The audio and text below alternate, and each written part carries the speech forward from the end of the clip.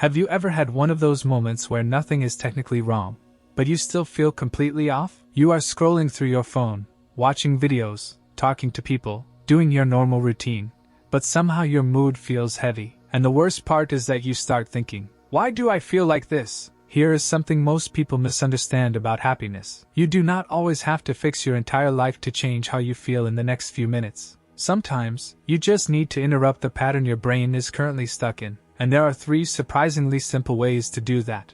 The third one is probably the most powerful. Your brain is constantly deciding what deserves your attention. If you spend the last hour thinking about an embarrassing conversation, comparing yourself to someone online, or worrying about tomorrow, your brain keeps receiving the message that something is wrong. That does not necessarily mean your life is bad. It means your attention is locked onto negative information. So the first trick is about breaking that loop. Trick number 1 is change your attention. Take 15 seconds and deliberately notice 3 things around you that you normally ignore. Look at the light coming through the window. Notice the temperature of the air. Listen for the quietest sound you can hear. Then notice one thing your body is doing right now. Your brain has to process whatever you deliberately focus on. This does not magically erase stress, but it can interrupt automatic rumination and bring your attention back to the present. And that matters because happiness is not just about creating positive thoughts. It is also about reducing the amount of attention you automatically give to negative ones.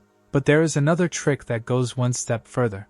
Imagine you are having a terrible day, then someone you actually care about sends you a simple message. Hey, just checking in. Hope you're doing okay. The problem did not disappear, but something changed. You suddenly feel less alone. That is because human well-being is deeply connected to social connection. Research consistently links social relationships and social behavior with subjective well-being. Even brief social interactions can play a role in positive emotion and connection. So here is trick number 2. Send one genuine message to someone. Not a perfectly written message, not a long paragraph, just something real. Hope you're doing good. I was just thinking about you. Thanks for being there for me. Or even send a funny video to a friend. The goal is not to pretend everything is amazing. The goal is to remind your brain that you are connected to other people, and that tiny action can change the emotional direction of your moment.